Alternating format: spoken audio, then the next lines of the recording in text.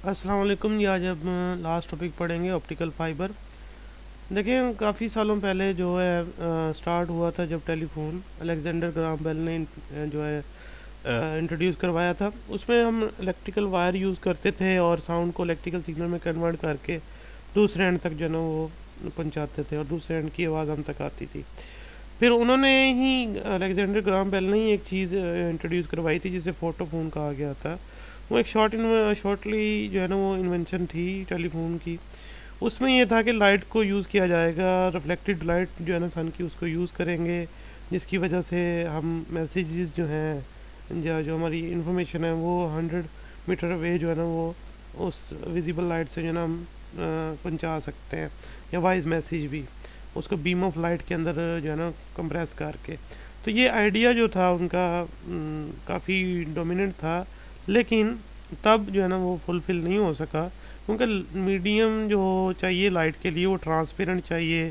जबकि अगर ओपनली अगर आप लाइट यूज़ कर रहे हैं, सनलाइट ही यूज़ कर रहे हैं, तो डेफिनेटली हमारा एटमॉस्फेयर जो है वो लाइट लाइट जो है उसमें से ट्रैवल तो करती है, लेकिन आपके सामने ही है, डिस्टेंस के ऊपर जो है ना वो पॉसिबल नहीं है इस तरह लाइट को थ्रो करना, क्योंकि एक तो सरफेस ऑफ द अर्थ जो कर्व कर्व फॉर्म में है, और दूसरा बहुत सारी बीच में ऑब्स्टेकल आता है जिस वजह से लाइट जो है ना वो नहीं पहुंच पाएगी दूसरे एंड पे। फिर लेकिन खैर कम्युनिकेशन टेक्नोलॉजी ने जो है ना उसके अंदर ये ऑप्टिकल फाइबर का रोल बहुत बड़ा, और अब तो ये बहुत ज़्यादा यूज़ होता है। तो अब लाइट जो है विजिबल लाइट वो ट्रांसमिशन के लिए बहुत ज़्यादा इफ़ेक्टिव है, क्योंकि विजिबल लाइट की जो फ्रिक्वेंसी है वो एज़ कम्पेयर टू इंफ्रारेड जो है वो ज़्यादा है, यानी रेडियो वेव से। तो वो बहुत ज़्यादा एनर्जी कैरी कर सकती है as compare to radio waves. तो इस वजह से फिर इसकी जो एडवांटेजेस हैं कि ये ज़्यादा डाटा कैरी कर सकती है, जिसको हम वाइड रेंज यानी बैंड विड्थ का नाम देते हैं। तो इलेक्ट्रोमैग्नेटिक वेव्स जो है यानी रेडियो वेव्स जो हैं उनकी बनस्बत, तो फिर इसलिए विजिबल लाइट को ट्रांसमिट करना है डिफरेंट कॉर्नर के अराउंड, तो डेफिनेटली उसके लिए एक ट्रांसपेरेंट जो मीडियम है वो चाहिए होगा, जो कि उसकी एनर्जी को बहुत कम लॉस करवाए और उसको दूसरे एंड तक पहुंचाए। तो फिर इसलिए ऑप्टिकल फाइबर का इस्तेमाल किया गया ये आई। और इसमें ये है कि एक थ्रेड नुमा जो है वो ग्लास रॉड होगा जिसके अंदर लाइट जो है ना वो कन्फाइंड रहेगी और दूसरे एंड तक वो पहुंचेगी। उसका वर्किंग प्रिंसिपल जो है वो टोटल इंटरनल रिफ्लेक्शन है, वो भी अभी डिस्कस करेंगे। तो कम्युनिकेशन के अंदर और बाकी जो ऑप्टिकल फाइबर की टेक्नोलॉजी थी उन्होंने बड़ा यानी इसने इम्प्रूवमेंट लेके आए सिस्टम के अंदर। इसकी वजह से थाउजेंड्स ऑफ टेलीफोन कॉल और कन्वर्सेशंस और टीवी प्रोग्राम्स और इसके अलावा बहुत सारा डाटा जो है ना दो स्टेशन के दरमियान हम एक इसी ऑप्टिकल फाइबर से जो है ना वो ट्रांसफ़र करवा सकते थे।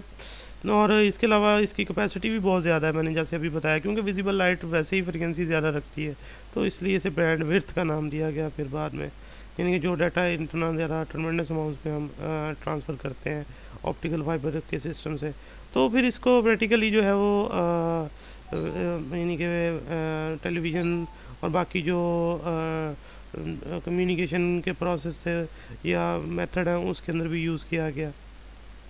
तो वर्ल्ड वाइड कम्युनिकेशन के लिए भी फिर ये इस्तेमाल हुई। तो अब ये साथ में ये भी है कि इसकी जो वाइड बैंड विड्थ है उसमें ऑप्टिकल फाइबर जो है वो बहुत ज़्यादा कम पावर लेती है, यानी ऑपरेटिंग पावर बहुत कम है इसकी। और दूसरा जो आप रॉड यूज़ करते हैं उसकी थिकनेस बहुत कम है as compare to copper wire.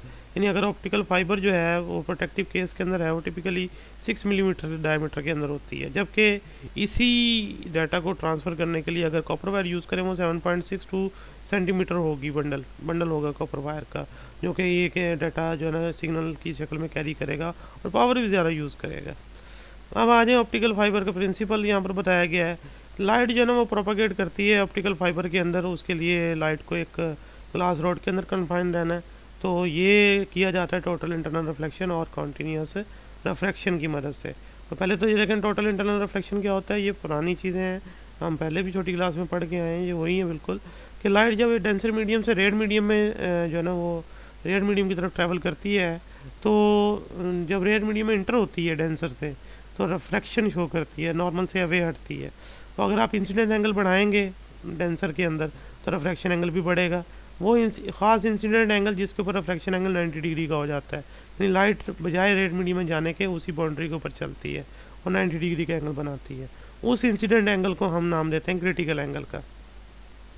तो अगर आप इंसिडेंट एंगल क्रिटिकल एंगल से भी बढ़ा दें, फिर लाइट बजाय दूसरे मीडियम में रिफ्लेक्ट होने के वो उसी सेम मीडियम में रिफ्लेक्ट बैक हो जाती है, जिसे टोटल इंटरनल रिफ्लेक्शन का फिनोमिना हम नाम देते हैं। और यहाँ पर बताया भी हुआ है कि स्पीड ऑफ लाइट जो है ना वो हर मीडियम में डिफरेंट है, तो जिसे हम कंपेयर करते हैं फिर तो उसे रिफ्रैक्टिव इंडेक्स का नाम देते हैं। n is equal to c over v, c speed of light in air या फिर वैक्यूम, ओवर वी ये जो है speed of light in different media. तो यहाँ पर अब बात कर रहे हैं हम वो जो क्रिटिकल एंगल है उसको फाइंड करने की। ये स्नेल लॉ ये ऑलरेडी हम इससे फेमिलियर हैं, n1 sin θ1 is equal to n2 sin θ2। अब जो इंसिडेंट एंगल है θ1 उसे θc कह दें, क्रिटिकल एंगल है उस पर जो रिफ्रैक्शन एंगल वो 90 डिग्री का हो जाएगा, θ2 90 डिग्री पुट कर दें तो n1 sin c आ गया, sin θc आ गया और इधर n2 और sin 91 हो गया, n2 इसलिए सिर्फ रह गया यहाँ पे। और अगर आप n1 इधर डिवाइड कर दें तो n2 और n1 आ जाएगा। अब यहाँ पर हम क्रिटिकल एंगल फाइंड करना चाह रहे हैं, तो इंसिडेंट एंगल जो है वो इक्वल या ग्रेटर होना चाहिए क्रिटिकल एंगल के। जब ग्लास एयर बाउंड्री पे जाते हैं तो लाइट बाहर एस्केप नहीं करेगी अगर ये एंगल होगा। तो n2 जो है वो देखें वो 1 है एयर के लिए और ग्लास के लिए 1.5 है, इसको डिवाइड करें और साइन इनवर्स लें इसका तो ये 41.8। तो ग्लास एयर बाउंड्री जो है वो उसका क्रिटिकल एंगल जो है ना 41.8 है। तो अगर लाइट 41.8 से ज़्यादा एंगल से इंटर होगी और बाउंड्री पे जाके इस एंगल से स्ट्राइक करेगी तो लाइट बजाय बाहर लॉस होने के वो उसी रॉड या ग्लास के अंदर ट्रैवल करती रहेगी। तो जैसे यहाँ पर दिखाया भी हुआ है, एक तो स्ट्रेट पैरेलल एक्सिस के एक्सल रे उसे बोल रहा है, वो तो फिर स्ट्रेट चलेगी 4 नंबर जैसे कहा है। रे नंबर 1 देखें वो आके स्ट्राइक कर रही है, उसका एंगल ऑफ इंसिडेंट जो है वो 41.8 से जो है ना वो कम है, डेट्स वाई वो बात चलेगी, लॉस हो गई। उसके बाद अगर 2 और 3 को देखें वो जाके स्ट्राइक कर रही है बाउंड्री पर, रिफ्लेक्ट बैक हो रही हैं और दूसरे एंड पे आ रही हैं, यहाँ से रिफ्लेक्ट बैक हो रही है, दूसरे एंड तक चली गई इस तरह, क्योंकि उनका जो एंगल ऑफ इंसिडेंट था वो 41.8 से ज़्यादा था। यानी जो 1 थी वो 30 के एंगल से आई थी और जो बाकी जो 2 थी वो 42 और 60 के एंगल से आई थी, जिस वजह से वो टोटल इंटरनल रिफ्लेक्शन का फिनोमिना की वजह से दूसरे एंड तक चली गई। तो ये तो हो गया एक फिनोमिना। दूसरा ये है कि कॉन्टीन्यूस रिफ्रैक्शन क्या है। देखिए अभी आपने जो देखा उसमें ये था कोर मटेरियल और ऊपर क्लेडिंग थी। कोर का रिफ्रैक्टिव इंडेक्स हाई होता है कि क्लेडिंग का लोअर रिफ्रैक्टिव इंडेक्स रखी जाती है, ये भी ग्लास ही होता है। तो वो कंडीशन पूरी की जाती है, लाइट डेंसर से रेयर की तरफ जाती है जब इसमें कोर में ट्रैवल करती है। यहाँ पर जो चीज़ है वो ये है कि जो ग्लास रॉड है वो बिल्कुल सेंटर से जो उसका रिफ्रैक्टिव इंडेक्स है वो हाई है, बाउंड्री की तरफ जाते जाते उसका रिफ्रैक्टिव इंडेक्स लो हो जाता है। तो यहाँ पर देखें कोर का एक और ऊपर क्लेडिंग है, यहाँ और चीज़ है। इसमें यह है कि कॉन्टीन्यूसली ये देखें इस तरह से मिड में रिफ्रैक्टिव इंडेक्स n1, ऊपर आए n2, उससे ऊपर आए n3, उससे ऊपर आए n4। तो लाइट जब इस तरह मिड से चलना शुरू करती है बाउंड्री की तरफ तो वो रिफ्रैक्शन शो करती है, यानी जब n1 रीजन से n2 वाले रीजन में दाखिल होगी तो थोड़ा रिफ्रैक्ट करेगी, फिर n3 में रिफ्रैक्ट करेगी, फिर n4 इस तरह बाउंड्री पे जाएगी, बाउंड्री से वहाँ जाकर टकराएगी, टकराने के बाद टोटली रिफ्लेक्ट बैक होगी, तो फिर वापस refraction refraction refraction end up to सोन चलती जाएगी। मतलब रिफ्रैक्शन शो करते करते बाउंड्री तक पहुँचती है, फिर वहाँ से टोटल इंटरनल रिफ्लेक्शन और फिर वापस आती है उसी मीडियम में और फिर टोटल रिफ्रैक्शन शो करती है और दूसरे एंड तक जाती है। तो ये तरीका भी यूज़ किया जाता है जिसके अंदर मल्टीपल ग्लास रॉड यूज़ करते हैं हम, जैसे मल्टी मोड कहा जाता है। तो ये टाइप्स ऑफ ऑप्टिकल फाइबर के अंदर हैं 3 तरह की ऑप्टिकल फाइबर यहाँ डिस्कस की गई हैं, जिसमें सिंगल मोड स्टेप इंडेक्स है और मल्टी मोड स्टेप इंडेक्स है और मल्टी मोड ग्रेडेड इंडेक्स है। तो इसमें देखें जो प्रोपगेशन है लाइट की वो थोड़ी थोड़ी डिफरेंट है इनमें, तो वो देखें अब इसमें बात करते हैं। सबसे पहले सिंगल मोड की अगर बात करें, सिंगल मोड में मोनोक्रोमेटिक लाइट यूज़ की जाती है, यानी लेज़र सोर्स हो सकता है जिसमें एक स्पेसिफिक वेवलेंथ होगी, कोई एक वेवलेंथ की लाइट हम यूज़ करते हैं मोनोक्रोमेटिक लाइट सोर्स, और इसका डायमीटर होता है 5 माइक्रोमीटर होता है, रिलेटिवली लार्ज जो है ना डिफ्रैक्टिव इंडेक्स होता है कोर की निस्बत, तो क्लैडिंग की निस्बत सॉरी, और ये कैरी कर सकती है 14 टेलीविज़न का डाटा एट ए टाइम और 14,000 telephone call at A time 2 वे ये ऑपरेट करवा सकती है। तो ये इसके एडवांटेजेस भी हैं साथ। उसके बाद मल्टी मोड है, ये लॉन्ग रेंज के लिए वाले इस्तेमाल करते हैं, ये भी साथ याद रखना है क्योंकि इसमें पावर बहुत कम लॉस होती है, इस वजह से इसे लॉन्ग रेंज के लिए इस्तेमाल किया जाता है। और multi mode step index fibre जो है उसके अंदर जो डायमीटर है रॉड का वो 50 माइक्रोमीटर होता है और उसमें वाइट लाइट हम यूज़ करते हैं और लेकिन उसका डिस्पर्शन इफेक्ट जो आता है वो इस वजह से उसे शॉर्ट रेंज के लिए इस्तेमाल करते हैं। मींस के जो वाइट लाइट अगर यूज़ करेंगे तो उसके अंदर जब इंटर होगी तो वो अपने कलर्स में स्प्लिट हो जाएगी, तो दूसरे एंड पर हर कलर डिफरेंट टाइम में अगर पहुंचेगा तो इन्फॉर्मेशन सही तरह से ट्रांसफ़र नहीं हो सकेगी। तो इसके मिड में रिफ्रैक्टिव इंडेक्स हाई होता है 1.52 और बाउंड्री तक जाते जाते कम हो जाता है 1.48 तक चला जाता है, और क्लेडिंग का ये refractive index 1.48 through out cladding same रहता है। तो ये स्टेप इंडेक्स फाइबर है और ये शॉर्ट रेंज के लिए इस्तेमाल की जाती है। उसके बाद है multi mode graded index fibre. इसमें जो हम यूज़ करते हैं इसकी रेंज जो है वो 50 से लेके 1000 माइक्रोमीटर तक होती है। इसका भी core relatively high refractive index होता है और बाउंड्री की तरफ जाते जाते उसका रिफ्रैक्टिव इंडेक्स कम हो जाता है और साथ में डेंसिटी भी कम हो जाती है, यानी ग्लास डेंसिटी भी कम हो जाएगी।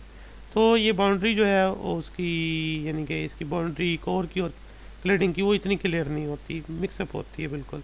तो ये मल्टी मोड जो ग्रेडियंट इंडेक्स है ये भी यूज़फुल है लॉन्ग डिस्टेंस के लिए। इसमें वाइट लाइट यूज़ करते हैं। वाइट लाइट डिस्पर्स तो होती है लेकिन वो कलर्स डिफरेंट पॉइंट्स के ऊपर मीट करते रहते हैं। तो जो बिल्कुल बाउंड्री पर ट्रैवल करते हैं वो ज़्यादा स्पीड से मूव करते हैं क्योंकि वहाँ डेंसिटी कम है, और जो नीचे ये देखें बीच में मूव करते हैं वो हाई स्पीड से मूव करते हैं, इसलिए वो भी वो लो स्पीड से मूव करते हैं इसलिए वो भी टाइम लेते हैं वहाँ तक जाने में। तो देखें डिफरेंट पॉइंट्स के ऊपर वो मीट कर लेते हैं। इस तरह दूसरे एंड पर फिर पहुँचने में वो टाइम डिफरेंस जो है वो बहुत कम आता है, उसको फिर मैनेज किया जा सकता है। तो इसमें भी कॉन्टीन्यूस रिफ्लेक्शन होती है और फिर एट दी एंड जो टोटल इंटरनल रिफ्लेक्शन होती है बाउंड्री से, और फिर वो विद इन कोर जो है ना लाइट ट्रैवल करती रहती है। उसके बाद आ जाए सिग्नल को ट्रांसमिट कैसे किया जाता है, कन्वर्जन कैसे की जाती है साउंड सिग्नल की लाइट सिग्नल के अंदर। तो 3 मेन कंपोनेंट्स हैं इसके यहाँ पर एक्सप्लेन किए गए हैं। उससे पहले एक बात और बता दूं कि लाइट सोर्स जो यूज़ किया जाता है इस ऑप्टिकल फाइबर में ट्रांसमिशन के लिए वो एलईडी यूज़ करते हैं हम, जो कि लाइट प्रोड्यूस करती है इनविजिबल इंफ्रारेड सिग्नल की शक्ल में। उसकी वेवलेंथ जो होती है 1.3 माइक्रोमीटर होती है। ये एमसीक्यूज भी है शॉर्ट क्वेश्चन में, ये याद रखना है।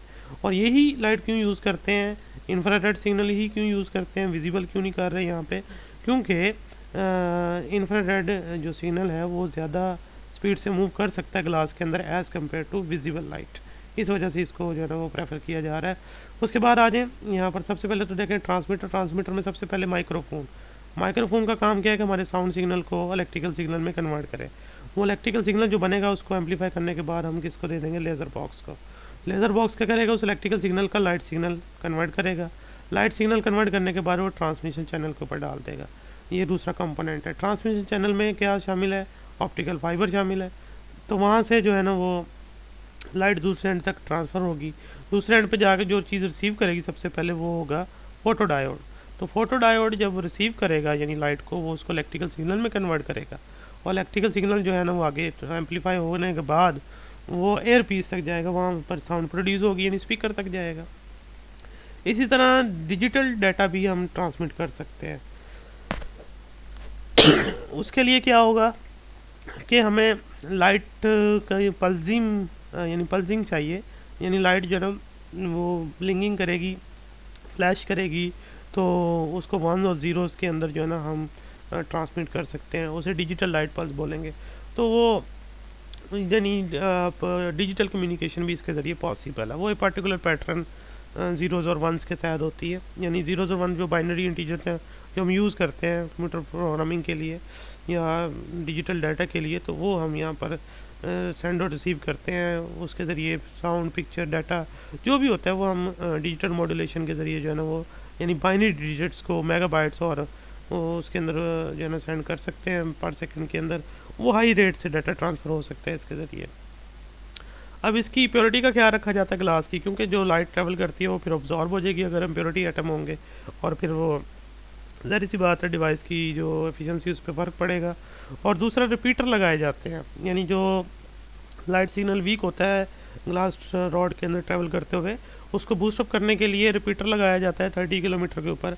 लेकिन अब जो नए सिस्टम आए हैं उसमें ये चीज़ जो है ना 100 किलोमीटर के फासले पे है।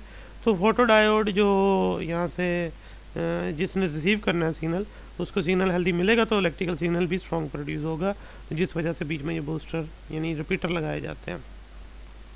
उसमें लास्ट चीज़ ये है कि लॉस ऑफ पावर, यानी पावर लॉस कैसे होती है। देखें पहली बात तो ये कि इम्प्योरिटी आती है ग्लास, यानी कि ऑप्टिकल फाइबर बनाने में जो ग्लास यूज़ होता है, अगर उसमें इम्प्योरिटी आइटम्स होंगे तो डेफिनेटली वो लाइट को अब्जॉर्ब करेंगे, स्कैटरिंग करवाएंगे, तो ये चीज़ें जो है ना वो लाइट की पावर को लॉस करवाएंगी। तो मैन्युफैक्चरिंग के अंदर ये चीज़ें जो है ना कम होनी चाहिए, इम्प्योरिटी कम होनी चाहिए, जॉइंट अच्छे लगे होने चाहिए, जिससे स्कैटरिंग का और अब्जॉर्प्शन का जो फिनोमिना है वो नहीं होगा। डेफिनेटली लाइट दूसरे एंड तक अपनी इंफॉर्मेशन पूरी ट्रांसफ़र कर सकेगी। दूसरा ये कि हम स्टेप इंडेक्स की जगह ग्रेडियंट इंडेक्स यूज़ करें। देखें यहाँ पर भी लाइट मोनोक्रोमेटिक नहीं थी, तो वो अपने 3 डिफरेंट कलर्स में या 3 डिफरेंट वेवलेंथ में डिवाइड हुई और डिफरेंट पाथ अटेन कर रही है दूसरे एंड तक जाने में। तो टाइम डिफरेंस आएगा, दूसरे एंड पे रिसीव होएगा, तो वो टाइम डिफरेंस जो है वो कम किया जा सकता है अगर आप ग्रेडियंट इंडेक्स जो है ना वो यूज़ कर लें। ये देखें यहाँ पर तीनों डिफरेंट सेपरेट तो हुई हैं, लेकिन वो डिफरेंट पॉइंट्स एक्स और वाई के ऊपर देखें वो मीट भी कर रही हैं दोबारा 3 डिफरेंट वेवलेंथ, तो फिर इन्फॉर्मेशन दूसरे एंड तक आपको प्रॉपरली जो है ना वो मिल सकती है। ये जो टाइम डिफरेंस है देखें ग्रेडियंट इंडेक्स के ज़रिए वो 33 नैनो सेकेंड पर किलोमीटर पे फ़र्क पड़ता है, और अगर ग्रेडियंट इंडेक्स यूज़ कर लें तो वो देखें वो सिर्फ कितना रह जाता है 1 नैनो सेकेंड पर किलोमीटर रह जाता है। ये जो टाइम डिफरेंस आता है वेवलेंथ के यानी लाइट के अपनी वेवलेंथ में डिवाइड होने की वजह से, डिफरेंट पाथ अटेन करने की वजह से दूसरे एंड पे वो डिफरेंट टाइम में पहुंचेंगी। तो वो टाइम इसके लिए तो 33 नैनो सेकेंड पर किलोमीटर है, लेकिन इसके लिए 1 नैनो सेकेंड पर किलोमीटर जो कि बहुत कम है, इसको मैनेज किया जा सकता है। तो ये पावर लॉसेस है और इसको रिड्यूस कैसे करते हैं। एक तो मैन्युफैक्चरिंग का ख्याल रखा जाए, उसमें इम्प्योरिटी ना शामिल हो, और दूसरा स्टेप इंडेक्स की जगह ग्रेडियंट इंडेक्स हम यूज़ कर लें तो फिर हमारी जो विजिबल लाइट है वो भी प्रोपेगेट कर सकेगी दूसरे एंड तक और टाइम डिफरेंस नहीं आएगा। चैप्टर हमारा क्लोज हुआ, फिर एक्सरसाइज की शॉर्ट क्वेश्चन और न्यूमेरिकल्स और फिर एग्जांपल्स भी जो है ना डिस्कस करेंगे। अल्लाह हाफिज़।